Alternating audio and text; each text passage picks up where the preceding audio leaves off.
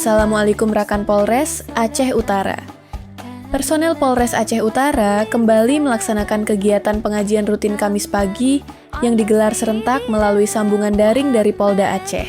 Kegiatan ini diikuti oleh seluruh personel sebagai bagian dari upaya memperkuat keimanan dan ketakwaan kepada Allah Subhanahu wa Ta'ala dalam menjalankan tugas sebagai pelindung, pengayom, dan pelayan masyarakat. Pengajian rutin ini merupakan bagian dari program pembinaan rohani dan mental atau Binrohtal yang secara berkesinambungan dilaksanakan oleh jajaran kepolisian di jajaran Polda Aceh. Melalui kegiatan ini, diharapkan setiap personel dapat menumbuhkan semangat spiritual dan memperkokoh nilai-nilai moral dalam kehidupan sehari-hari maupun dalam pelaksanaan tugas. Selain sebagai sarana ibadah dan pembinaan mental, kegiatan Binrohtal juga menjadi wadah untuk mempererat silaturahmi antar anggota.